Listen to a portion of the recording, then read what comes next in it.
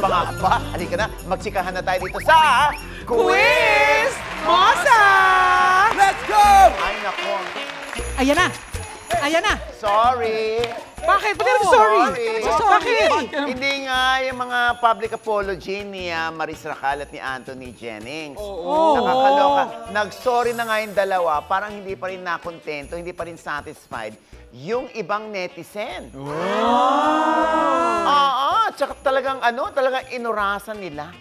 Paano oras? Bakit daw si Maris Racal ay mahaba, 14 minutes? Bakit daw si Anthony Jennings, 22 seconds lang? Diyos ko talagang, imagine, masyadong invested yung mga tao dito ngayon sa issue na ito. Nakakaloka. Tapos yung iba, parang ayaw pa maniwala. Yung iba, parang lalo pang binash si Maris tsaka si Anthony.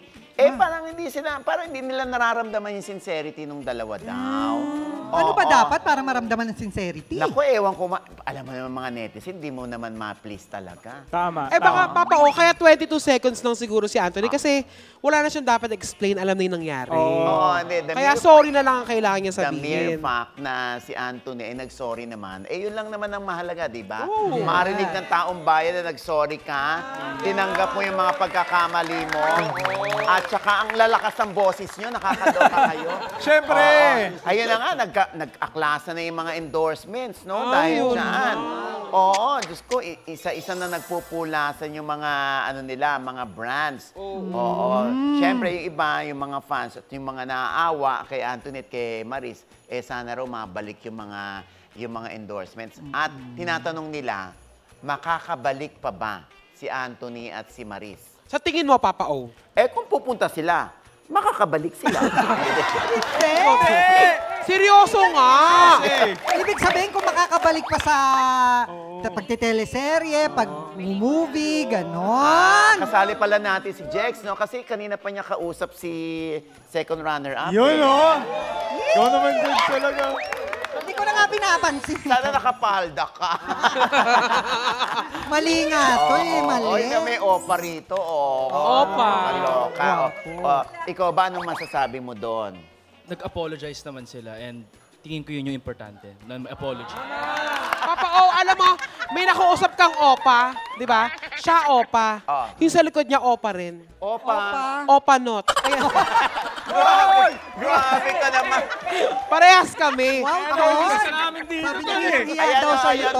May sinasabi siya. Ano sabi? Opa ka rin daw. Opa. Gusto kanyang opakan. Wag, friends tayo. Friends yan, no? Oo. Ito naman ang masasabi ninyo dito kay Rico Blanco. Ano ba nangyari? Oo, syempre yung mga tao na blanco sa kanilang nakita kay Rico. Kasi nagpatato, di umano, itong si... naman. Ay, sorry. Itong si Rico dito ng no smoking. Ano smoking? Bilang pahaging dun sa sinabi ng smoke and F sila. Dun sa screenshot. Ano kaya yung F? Ano yung Baka ano yun, smoke and fog. Fog? Mausok fog. Smoke and fog. Kinabahan si Ate Lisa. Siyempre, gusto natin linawin yan na pinotoshop lang yun. Photoshop. Bukod doon, yung sa TV, nandun siya katabi ni Rico yung TV. Ayun, di ba nakita niyo yung mga screenshots noon? Fake din yun, Photoshop din yun. Ang dami nga. Hanggang ngayon, hindi pa rin natin nariringgan itong si Rico Blanco. Blanco pa rin tayo. Quiet Blanco. Baka Papa O matured na kasi siguro siya kaya hindi siya sumasagot sa ganyan.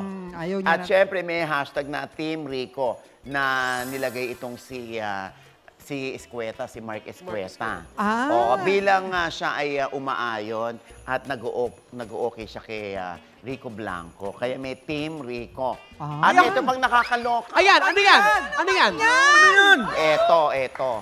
Ito na nga, in fairness naman kay Maris Racal kung nagbitawan sa kanila ni Anthony Jennings ang ilan sa mga brand endorsements nila, yung parehong skincare endorsements ni Maris ay hindi iniwan ng aktres. Sabi nga ni Doc Vicky Bello, mananatiling Bello baby si Maris sa kabila ng mga issue na ikinatuwa naman ng mga fans at believers ni Maris Racal. Nakakatuwa na rin, hindi ba? Diba? Naloka siya. Bakit tumalon? Oy, ako, sandali. Dahan-dahan naluloka tong katabi ko. Oy, ano ba yan, Jex? Alam niyo, huwag na. Jex, parang pamangkin mo na yan. Swelduhan na kasi. Alam na natin kung saan mapupunta. Oo, nakakaloka. Ay, syempre, punta muna tayo sa review center. Ayan. Andyan sila, oh. Yan. Yung 4 na mga kasama nila nandoon na talagang masinsinan silang dinidibdib nila yung pagre-review nila. Dahil nga, ilan dyan na itatanong natin sa kanila dito. Yeah! Tinan mo naman, talaga nakaganon sila sa lahat. Diba? Ang taas ang energy mo ngayon. Aquarium. Ulit nga. Ayan, ayan. Pag pinapakain. Nanunula! Hindi, nilalapit lang kita. Nakakaloka. Ayan na. Halika na kayo rito! Ayan na. Koy, ready na ba kayo? Kayo? Pwes, ano pang ginagawa natin? Quiz me! Isa na! Let's go! Hi! Ay, ang gwapo naman itong mga ito. Oh. At ang gaganda ninyo, ha? Ang mga Mr. and Miss Chinatown Philippines 2024. Let's welcome Denzel Chang, Lourdes De Leon, Kim Ho Kotako, at Alicia Logarta. Ayan, kumusta? Anong feeling? Ikaw yung tinanghal na Mr. Chinatown, Denzel. Masaya. Pero chill lang. It's pretty cool. Chill lang. Chill lang siya. Ano ba yung mga napanalunan mo bilang ikaw si Mr. Chinatown? 100,000 cash. 100,000. Wala ka naman dyan. Tapos, ano pa? Tapos mga ibang brand sponsors. Yeah. Yung mga runners-up, meron din. Similar din. Similar. Oh. Ito naman, hindi naman 100,000 yung first Hindi prize. naman. Okay. Kalahati. First runner-up, Yes, it's got how much? 50. 50. Yes. Oh, mamaya balatuhan niyo ako, ha? Yes. Charot. Ayan. Oy, meron din tayong kasama rito. Bukod kay Alicia, kay Lourdes, kay Denzel, kay Kim Ho, meron din tayong kasama rito. Si Niron. Nero. Si Niron. Ayan. Lourdes, tsaka Alicia. Ayan. Kayo ba, ginawa niyo ba itong stepping stone para kayo makatungtong sa pag-artista? Kayong lahat? Lalo ka na Alicia and Lourdes. Probably po. Ah, One of the talaga? reasons, yeah. Ikaw, Alicia. Yes po, it is indeed a stepping stone for me. Pati kayo, Kim Ho, tsaka Denzel. Secret. Wala na. Sino mag-artista? Maging celebrity business owner. Curious lang ako. Aware ba kayo sa mga nangyayari sa showbiz? Yes. Katulad nitong mga screenshots. Yan. Yung kay Maris Racal at kay Anthony Jennings at kay Jam Villanueva. Kayo, anong stand nyo rito, Denzel? Of course, it's wrong. It's always wrong to cheat on your partner. Yeah. Ikaw, Lourdes. For me, Pag nagalit ka ba sa lalaki, sa boyfriend mo, at alam mong nag-cheat, alam mo yung merong infidelity issue, ipopost mo ba? it shouldn't be in public. You can just message or you can talk personally para mas better mapag-uusapan. Kasi when it goes into public, mas maraming nadadagdagan or nababawasan ng mga kwento. So it's better, personal na lang, it's better. Ikaw, Kim Ho. Pag di niya pinost, di wala tayong chika.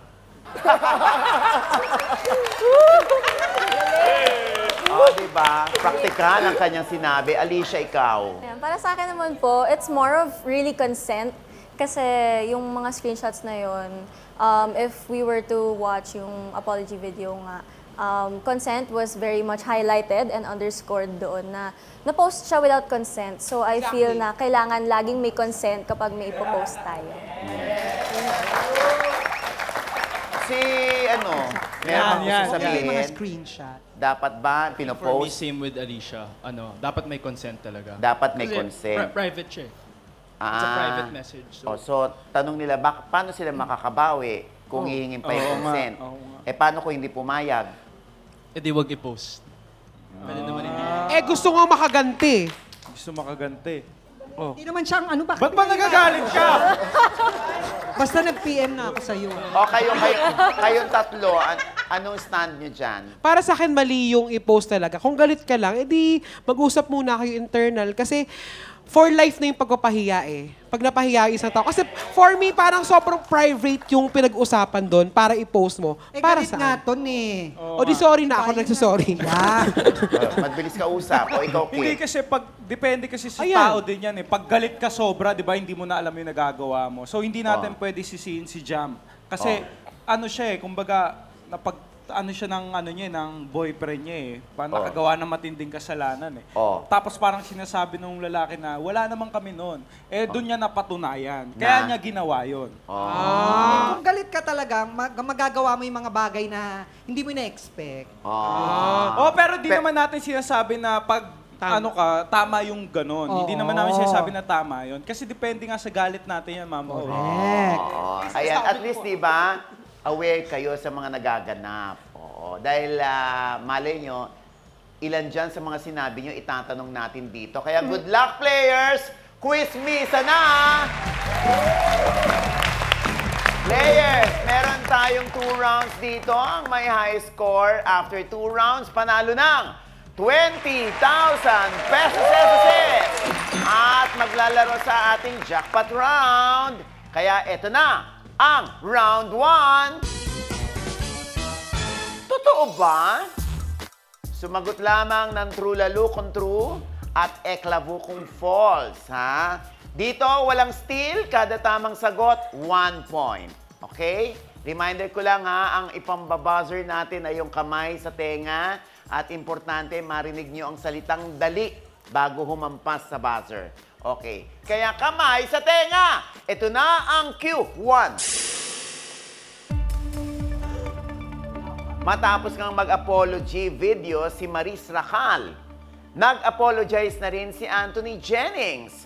Kaya lang, kay Jam lang siya nag-sorry. Naniniwala kayo? True lalo or eklavu? Chika mo na! Dali!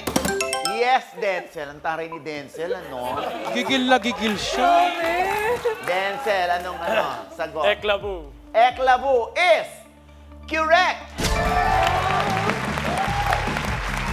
Ang sinabi kasi eksakto ni Anthony Jennings ay sa lahat ho ng mga taong nasaktan ko, especially si Maris tsaka si Jam, humihingi po ako ng tawad sa 2 babae.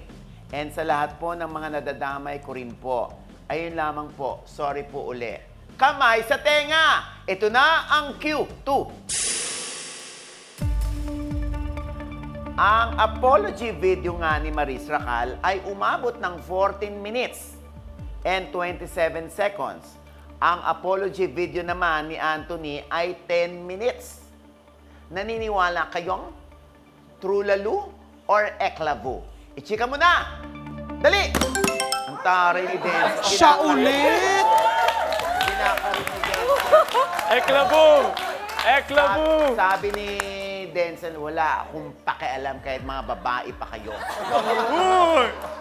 May Ano sagot mo? 100,000. Eklavu. Eklavu is correct! Dahil 22 seconds lang ang apology video ni Anthony. Sa lahat po ng mga taong nasaktan ko, especially po si Maris at si Jam, humihingi ho ako ng tawad sa 2 babae. Dapat ba pag nag-apologize, dapat mahaba yung video, Denzel? No. Has to be sincere, that's all. Just be sincere. Tama naman siya. Kamay sa tenga! Ito na ang cue. 3. Alam niyo ba, may inaway online si singer at sinabihan na, when did I ever ask you for something I need? Did I ask you for money? Ang singer ay si Moira. Naniniwala kayo? Is it true lalo or eklavu? Chika mo na! Dali! Ang taray natin. Magaling! Magaling! Magaling! Denzel, your answer. Eklavu. Eklavu is correct! Si Hindi si Moira, kundi si Regine Velasquez. Oo, yung sumagot sa basher. Ayan, o. Yan ang sinabi ni Regine. At nag-comment si Ogel Casid ng Baba, I love you.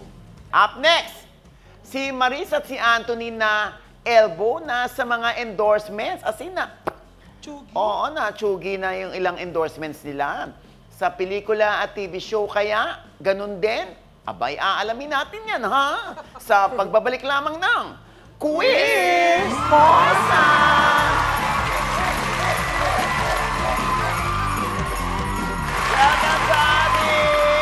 Round 2. Mamili ka! May multiple choice tayo dito. Isang steal lang ang pwede. Kada tamang sagot ay 2 points na, ha? Last round na ito, kaya good luck, players! Kamay sa tenga. Ito na ang cue. 1. May kumakalat na prank pic. May tattoo raw si Rico Blanco sa braso na say ng netizen. Patama sa ex na si Maris. Ano ang nakasulat sa tattoo? Is it A, no left turn? B, no ID, no entry? C, no smoking. Chika mo na! Dali!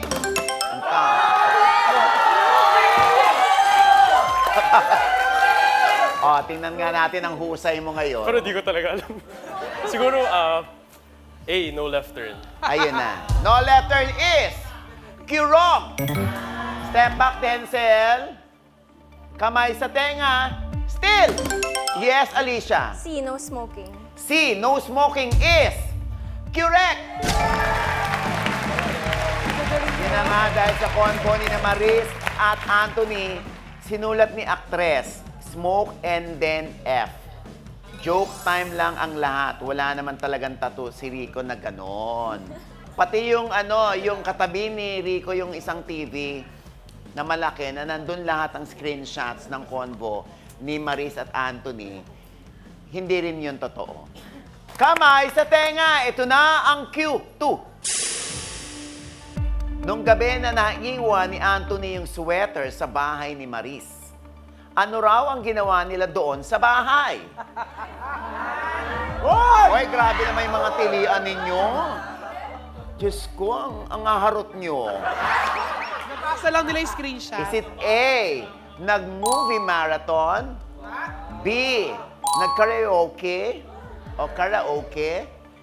C, nag-kokol? As in, coffee lang.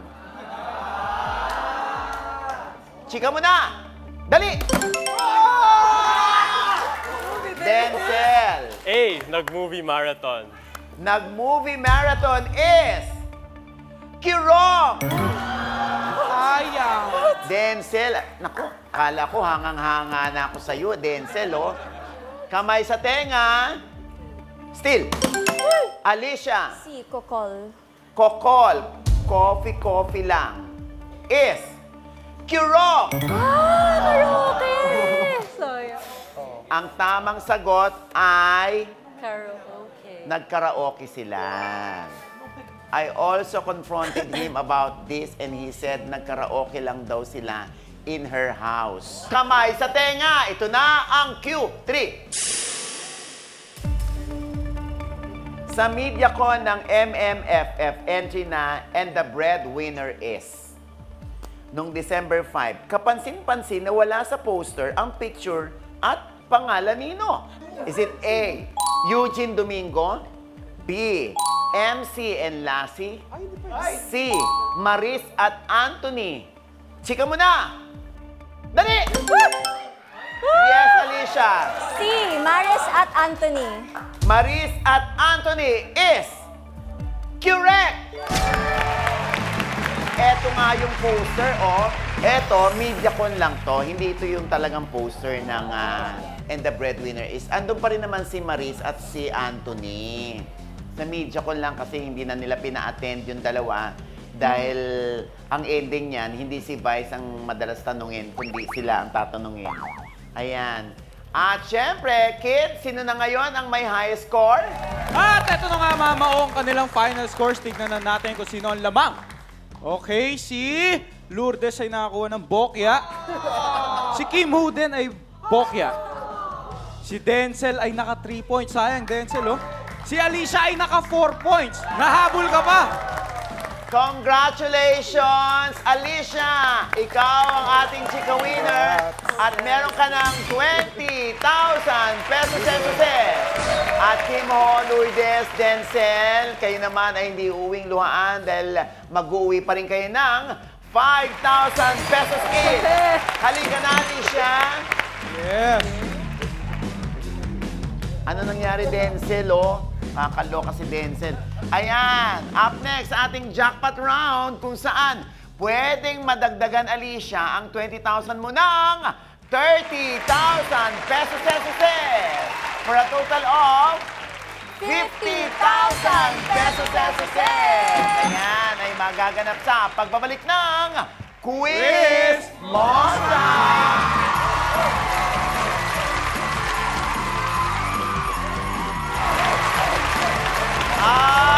Okay, andito na tayo ngayon sa ating jackpot round. Ang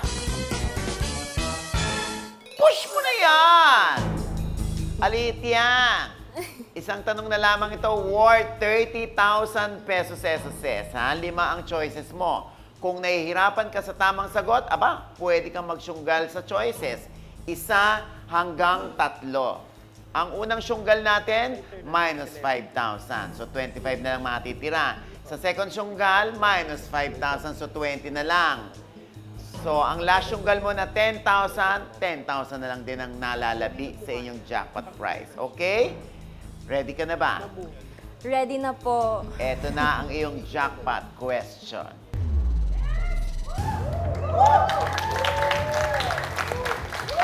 Alin sa mga sumusunod na pelikula ni Vice Ganda ang hindi naging entry sa Metro Manila Film Festival? Is it A, Girl, Boy, Bakla, Tomboy? B, Beauty and the Bestie? C, Sister Akas? D, The Unkabogable Private Benjamin? E, Fantastica? Alam mo na ba ang sagot? O magsusunggal tayo?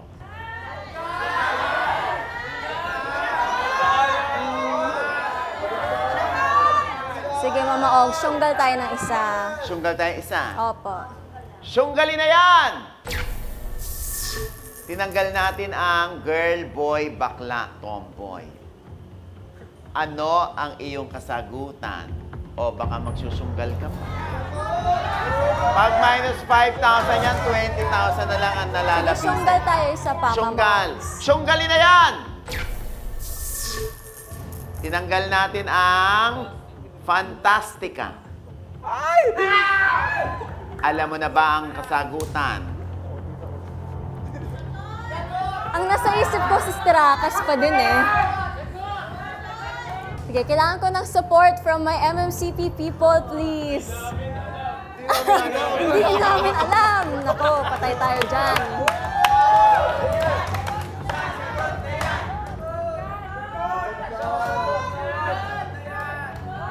Sige, Mama Ogs. Sister Akas. Sigurado ka na ba na Sister Akas? Sigurado na po. Sigurado na po. Hindi na magbabago isip mo? What's your final answer? Sister Akas o magtatanggal ka pa? Meron ka pa nalalabing 10,000? If ever. Push na lang natin. Ang alin? Ang button. What's your final answer? Final answer, C, Sister Akas.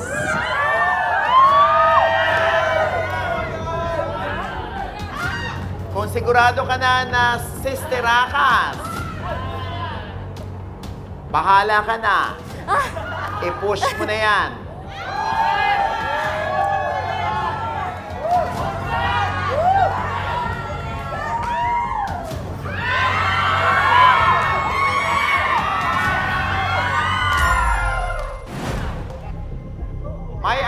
additional 20,000 pesos kaya si Alicia? Total of 40,000 kaya ang kanyang maiuwi? O bokya mani popcorn siya sa jackpot round na ito? Malalaman natin yan sa pagbabalik ng Quiz Mosa!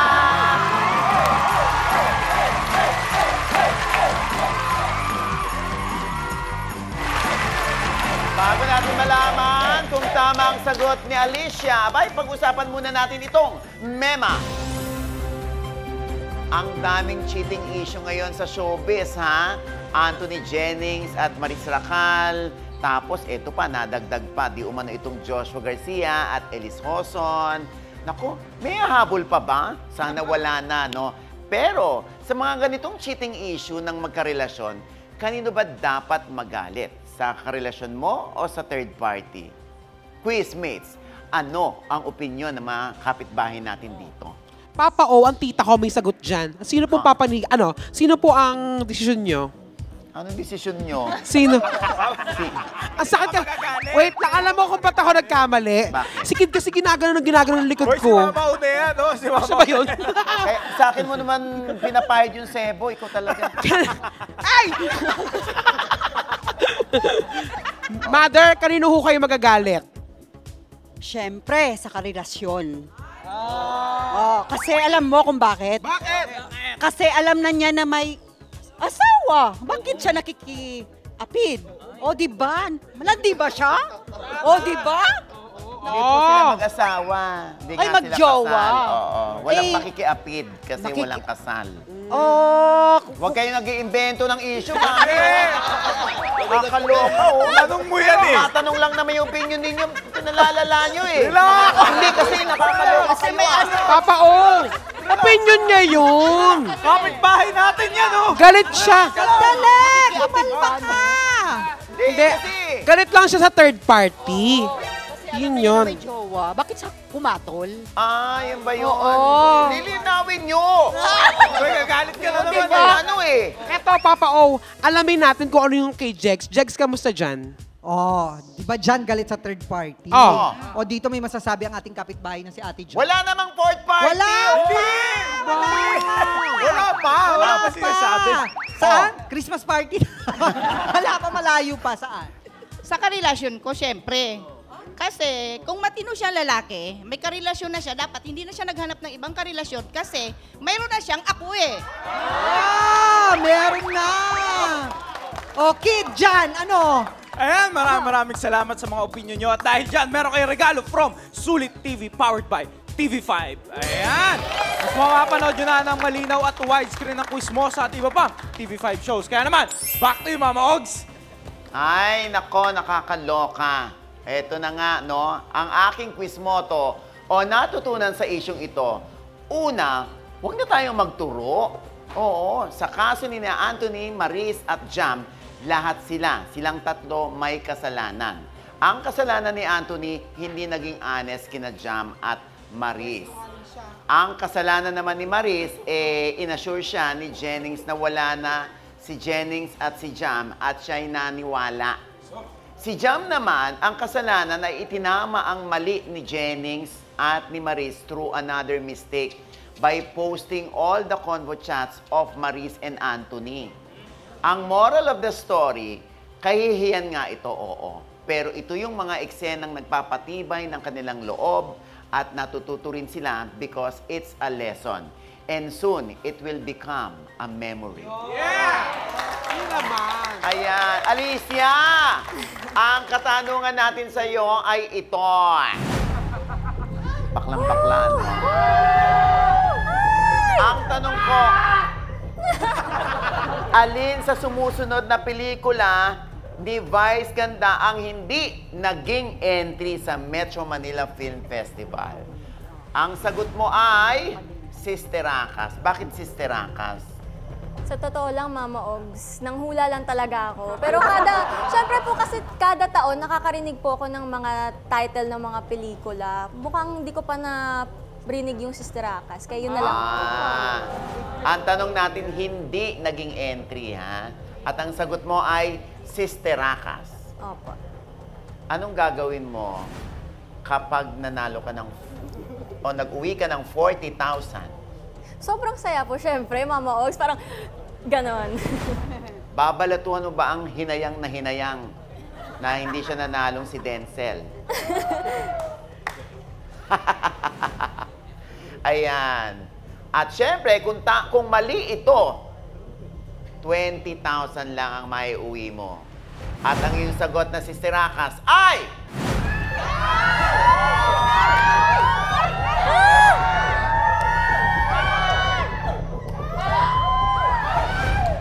Kirong! Ang tamang sagot ay... The Unkabogable Private Benjamin. Oo. Ayan, gusto ko lang sabihin sa'yo, no? Lahat ng iba ay naging MMFF entry. Yung Girl, Boy, Bakla, Tomboy noong 2013, Beauty and the Bestie noong 2015, Fantastica naman noong 2018. Yung part 2 ng Private Benjamin na The Amazing Private Benjamin, ang kasali sa MMFF noong 2014. Yung part 1 naman ito na The Unkabogable Private Benjamin ay noong October 2011 pinalabas, hindi Disyembre. Ang Sisterakas ay MMFF entry noong 2012. Kaya naman po pala, bata pa po ako noon, Mama Ogs. Ay, pasensya ka na. Wala sa edad yung ating jackpot question. Ha? Ayan, di bale, mag-uwi ka pa rin ng 20,000 pesos. Hindi ko na Lourdes, Timo, Denzel, at syempre yung mga organizers ng Mr. and Miss Chinatown. Miss Vanessa, meron po kayong gusto ipaimbita? Support Mr. and Miss Chinatown, Philippines. Maraming salamat po sa lahat ng nanood, ha. Kita-kita ulit tomorrow, dito lamang po sa... Ay! Quiz Mosa! Yeah! And Miss Ingrid Wellness! Gorgeous. BHF Dental Clinic, Covelo Aesthetics, thank you very much. Iconic Star Hair Extension. Ideal Best yan.